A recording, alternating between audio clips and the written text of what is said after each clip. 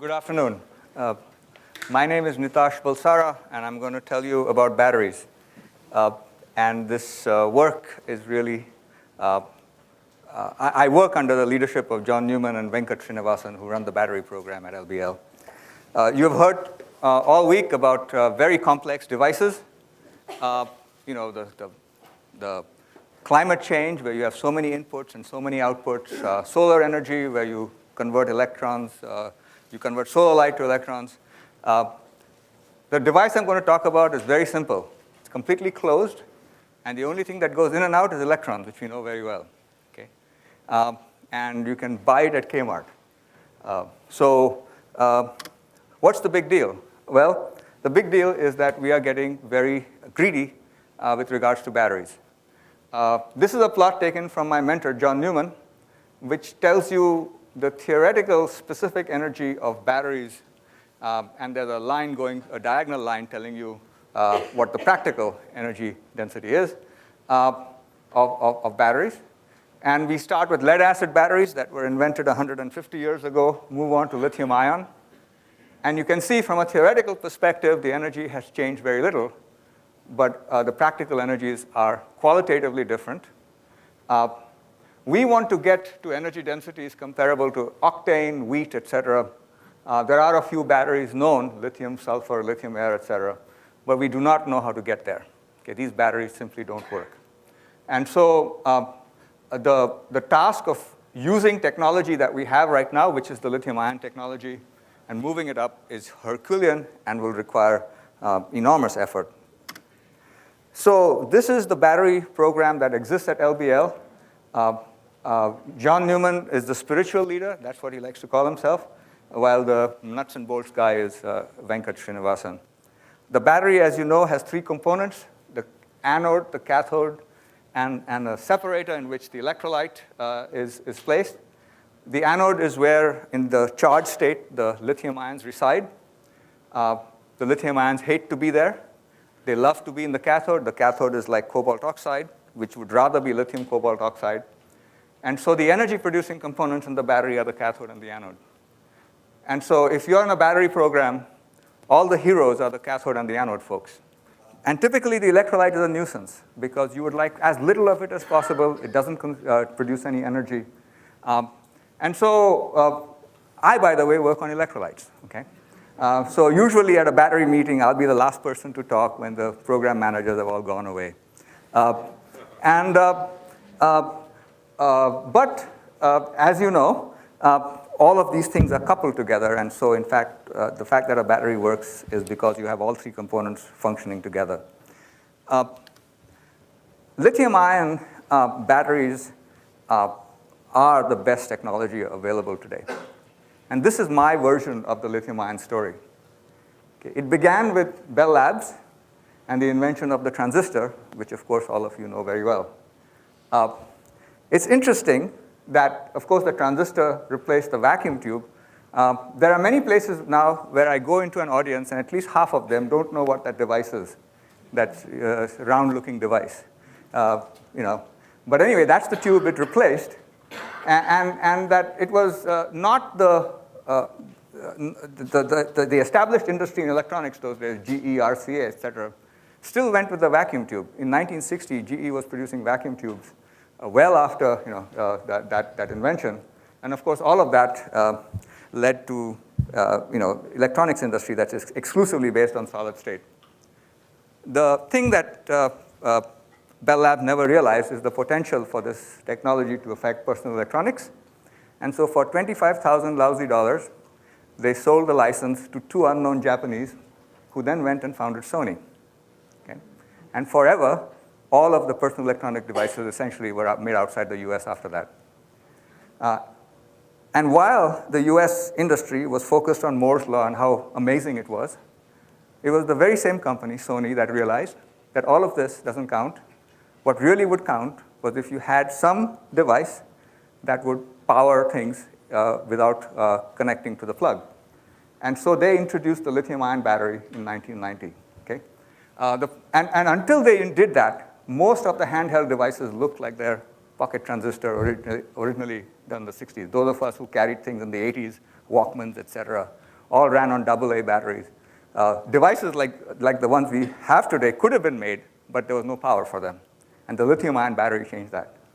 Of course, every handheld device today has a lithium-ion battery, and you can trace it back to those $25,000 that we got. And none of those batteries are made outside Asia. Europe and the US combined has no place in that industry. So it's all about how much energy you can store per kilogram. So you say, young man, go and change that landscape. So here I'm showing you the history of this. We call this affectionately the Moore's law of batteries, okay? Since 1850, the battery energy has doubled, okay? And this is not very impressive, and linear extrapolations don't take you very far. Lithium-ion changed that, okay? So since 1990, there's been a lot of excitement, and the trajectory has been different. And the question is, can this trajectory keep going? 250 watt-hours per kilogram is a particularly interesting target because that's the kind of battery you will need to really power a car that goes beyond a few miles. Okay. The Prius, which actually is based on the lithium metal hydride, practically doesn't carry energy to take you anywhere, a mile or two. Okay. So you need a qualitatively different battery, and that dot I show you there is what would really enable this, 30, 40-mile driving ranges easily. Okay. So the question is, that looks like a pretty good extrapolation. Well, it's not. And it's not because there's this coupling between energy and safety that has emerged in the last few years. What is shown on the right are the number of safety recalls. Some of you might have had computers where the battery was recalled, or you might have heard of it. And that has been going up since 2002, just like the energy density of the average cell that goes into your laptop is going up. And the two appear to be perfectly correlated. The cost of those recalls to the industry was $1 billion, and it's a $10 billion industry. It's not that large. So this has caused, in fact, the energy density to tank. Okay? The number of recalls apparently you still keep hearing of bad things that happen to a few lithium-ion batteries. So the point is that these are small batteries. They are 1 watt-hour batteries, and they are not safe. Okay? If you're thinking of powering cars and then storing energy off the grid, you're thinking of kilowatt-hour batteries. And if these are not safe, what you get out of putting thousands of them together is really not clear at all. For example, the US pilots are now zeroing in on lithium batteries. There are all sorts of rules that are coming in. Out of the 22 fires that happened on airplanes, 11 of them happened in the last 3 years. So the number of safety issues associated with lithium-ion batteries is going up, not down. You can go to the web. What people are doing these days is you can purchase these packs that will run your car for 30, 40 miles, and this is the kind of picture you will see. What is scary is that it's completely unregulated. Below this, you will see the line saying, a fire originated in the battery area of the Prius that burned through the back seat. That is not the fire described below. Okay? So apparently, there is a picture. People have seen videos of a Prius exploding because of a battery. The truth is that lithium batteries die very quickly at 60 degrees centigrade, and they explode at 80 degrees centigrade if you try to charge them. And if you park a car in the Arizona desert and you measure the temperature at equilibrium, it's 80 degrees centigrade on a hot day. Okay? So there are real issues with 5 and 10 kilowatt-hour batteries being widespread in this country or anywhere else. I'm going to describe briefly my personal work in this area. As I said, I am an electrolyte guy. And in fact, I come from the polymer world, the world of garbage bags. And so I looked at what I'm showing there is a cartoon of what is inside a lithium-ion battery. You have the cathode and the anode. And that yellow stuff there is the flammable liquid electrolyte that is used to transport the lithium ion from the cathode to the anode. The flammability of the liquid is the first trigger for all of these safety problems. This liquid is also not that stable, and that limits the energy density of lithium-ion batteries. And you also get poor lifetime. All of you know that your cell phone battery will die in a year or two, and that's because this liquid is slowly getting eaten up as the battery is used. So we thought, again, deriving our inspiration from the solid state, very much the things you heard about in the previous talk, that if we made the battery all solid, perhaps we can solve these problems. There are no flammables anymore, so that trigger disappears. In principle, you can approach 250 watt-hours per kilogram just using known ideas if your polymer were stable and conducting ions, and perhaps we can get better lifetime. The idea of using a polymer is not new, it's not mine. In fact, in the 1990s, the California Energy Commission had issued a mandate to have 10% of all cars have zero emission by 2003. They backed away because they didn't know how to do it, but that was the fact. And people tried to develop these batteries. One of the problems was that you get lithium dendrites as you cycle lithium back and forth. That is shown in the cartoon there. And these lithium dendrites are again, a safety hazard. So the idea of using a polymer and making things safe didn't quite work out. Well after this was over, John Newman, again, calculated what the modulus of the polymer had to be to prevent these dendrites from forming. After all, it's a solid invading another solid. If you make the solid hard enough, that solid can't invade it. So what is that target? And the nice thing was when we were starting out, we had this concrete target of a gigapascal or so. It was actually 5 gigapascals. And so we figured we might be able to do that. Why was this a challenge? Well, it was a challenge because all of the previous work had shown that you can make solid polymers conduct ions, but to do that, you have to sort of liquefy them. You soup them up, you make them like a goop or a glue or something, and then they conduct. And if you harden them up, they stop conducting. So this was a slippery slope. Anytime you did anything to get the conductivity up, the stiffness invariably went down. And anytime you went to get the stiffness up, the conductivity went down. And so our objective was to get away from that correlation, that unfortunate correlation. And we did that using the idea of nanostructures. And in fact, these are the very same block copolymers that Ramesh talked about. The idea is that you have a non-conducting hard phase and then the soft phase conducting ions on the nanometer length scale, so that when the dendrite tries to go against it, it sees an overall modulus corresponding to the hard phase. That was the basic idea. It sort of works. It's far more complicated than that simple idea because, in fact, what we don't have we have a nanostructured electrolyte, but the nanostructures are not aligned that way. It's a polycrystalline material, so how you add up the modulus and how you add up the conductivity is not quite clear. Nevertheless, this basic idea seems to work. And what I'm going to show you in the next few slides are data that are coming out of a little startup that's at the edge of Berkeley down Bancroft Avenue called CO, which I founded. It now has about 20 employees. So they make batteries that look like this. They look like credit cards, a solid electrolyte with 2 electrodes. What I'm showing you is impedance spectroscopy data taking every 500 cycles. And for 4,000 cycles, we can see that the impedance that you measure doesn't change. This electrolyte appears to be infinitely more stable than the liquid electrolytes. This is not surprising if you think about everything. No doubt there are side reactions going on, but the solid doesn't allow these products to diffuse and couple and amplify and things like that. And so, it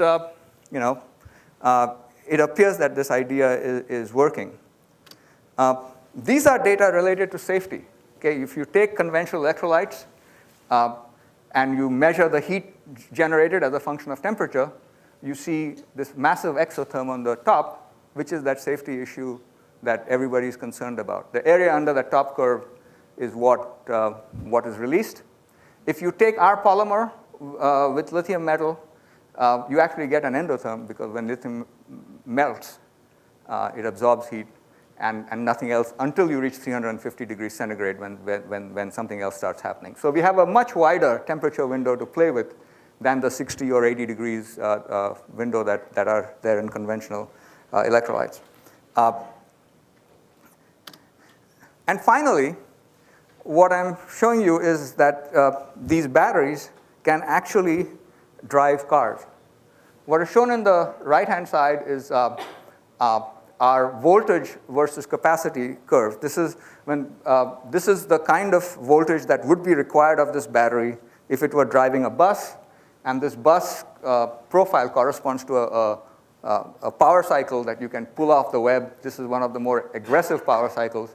The nice thing about these batteries is that they can be modeled based on, again, models that John Newman developed. The blue lines are the experimental curves, so we can actually predict what this battery does. And then the red is the data, and it follows exactly what the simulations suggest. We've taken this cycle and repeated it 400 times so far. We are a young company, and we see no evidence of fade. And so it appears that these batteries, at least if scaled up properly, may be effective in at least for the vehicle applications. So we are here talking about gigatons of carbon. If we do have 100 million electric vehicles, the carbon emission reduction is about 0.75 gigatons.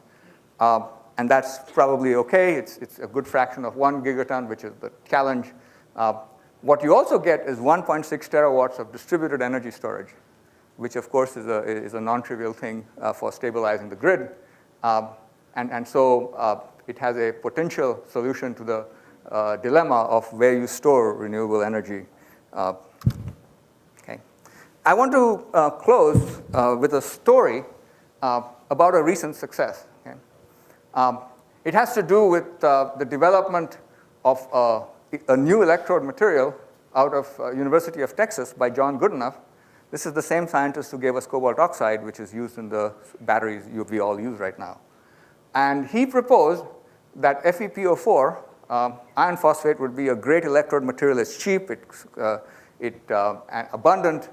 But what was obvious was that they couldn't, the transport into these materials electronic transport was very poor. In 2002, Yet-Ming Chang's group at MIT solved this problem by making nanoscale FePO4, and also there might be some additives involved.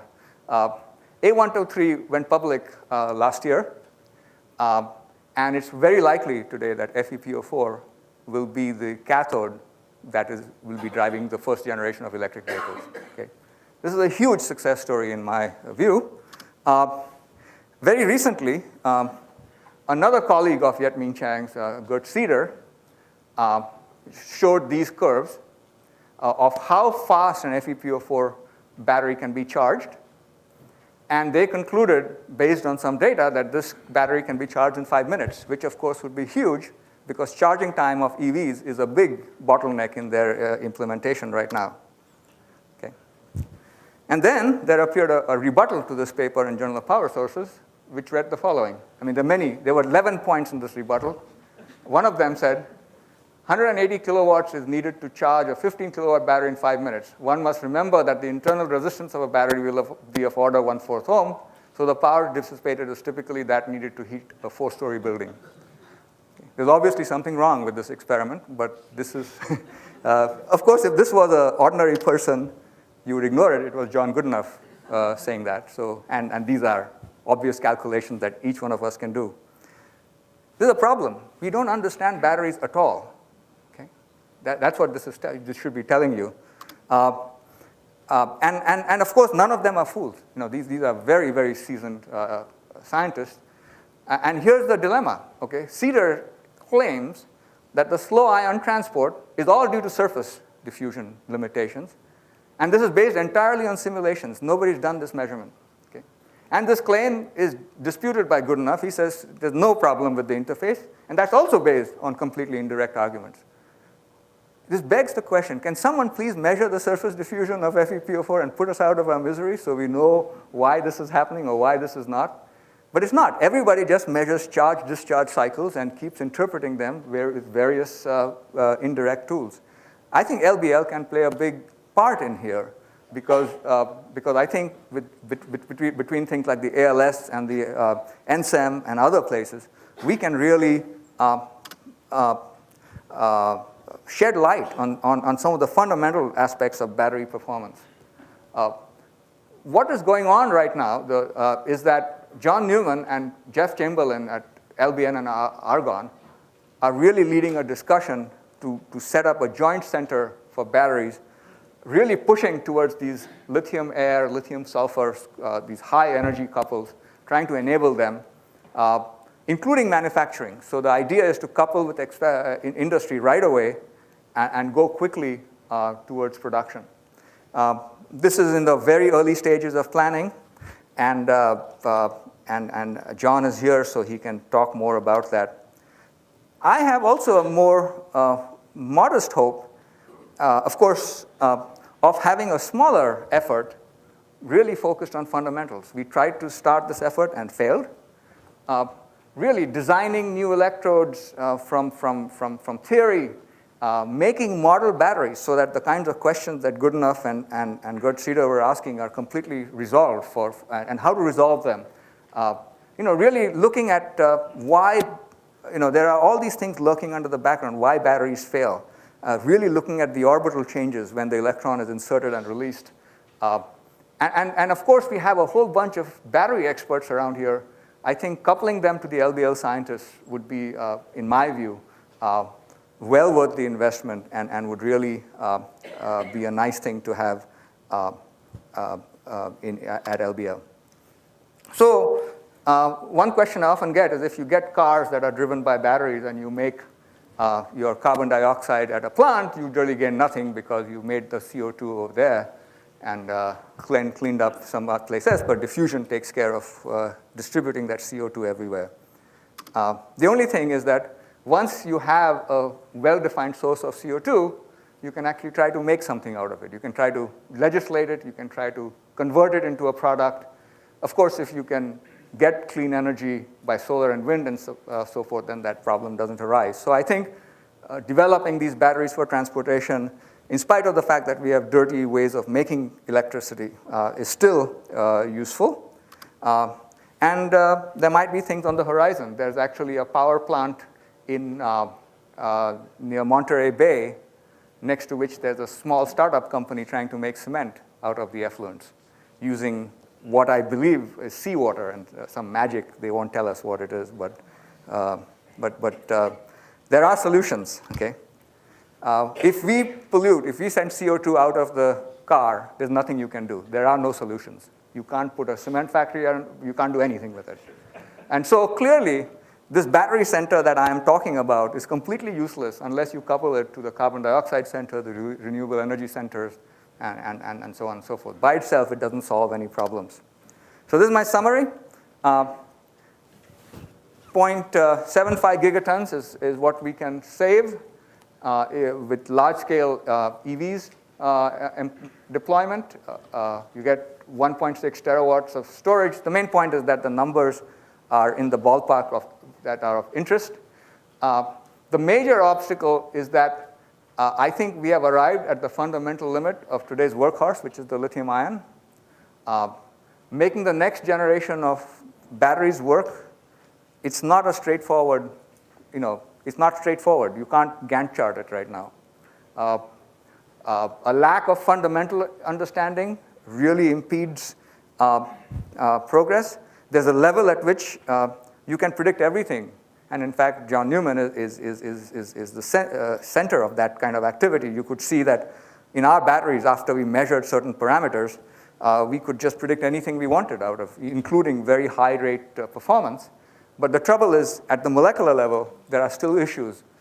You lump things into some resistances, and you don't know if those are correct or wrong. And I think that was played out in the example I gave. The current work at LBL is conducted within the BAT program, but I think an expanded program and explicit connections with carbon capture and renewable energy are natural and should be thought about.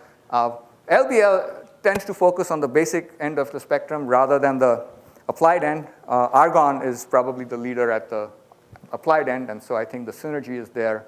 There are many industrial partners, some conventional like Johnson Control that have been making lead-acid batteries for a long time. But new players like Dow Chemicals that has not been in the battery business just hired one of my students this semester for batteries. And A123 is a startup, but BYD, Sanyo, et cetera, are well-known players. IBM is rumored to be making a lithium air cell. I don't know why and how.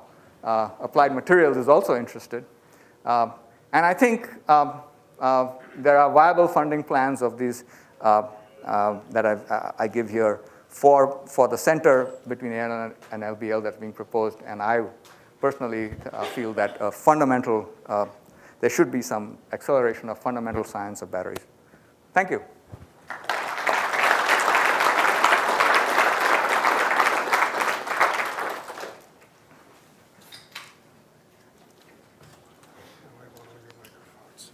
Okay, I will try to ignore what's being done. Go ahead. Following up with what we talked about in the last talk about the upfront carbon burden of manufacturing or constructing, I mean, some of the materials here, are they energy intensive, or is anyone really looking at the kind of upstream footprint of carbon, health, and other issues? I must confess, I only know that they're being looked at, but I would not claim to be an expert in that arena. I suspect that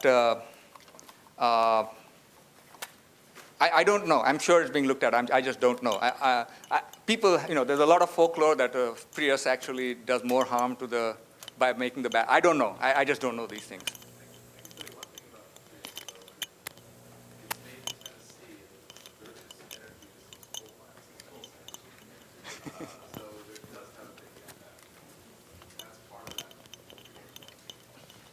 Right. Yeah.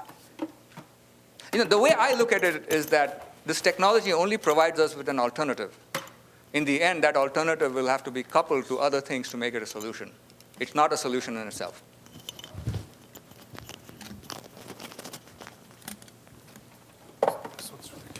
So, just a quick comment on the cement thing.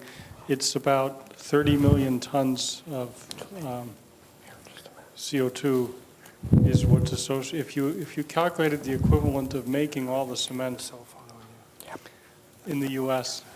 from, it's a pretty small number compared to the CO2 that we use for energy. I mean, that's consistent with those arguments about the chemicals. The top 100 chemicals are 1/60th of the CO2 emitted for energy. So again, it just works out that I think that anything that we actually could make CO2 into isn't enough, because our energy use is just so much larger in volume than anything we actually produce for continued use. So in the end, we have to find some way to get the energy, Now, but of course, the big plus on the batteries is that it frees up transportation from having to be a CO2 emitter, and allow, whatever source you find for electricity that isn't CO2 emitting, then it can go into transportation. So it is a kind of gateway technology for anything, I think, Yeah. I think that's a good point. I think replacing that slide with a slide from Baron Schmidt would be more appropriate. But I think that's the point well taken. Yeah.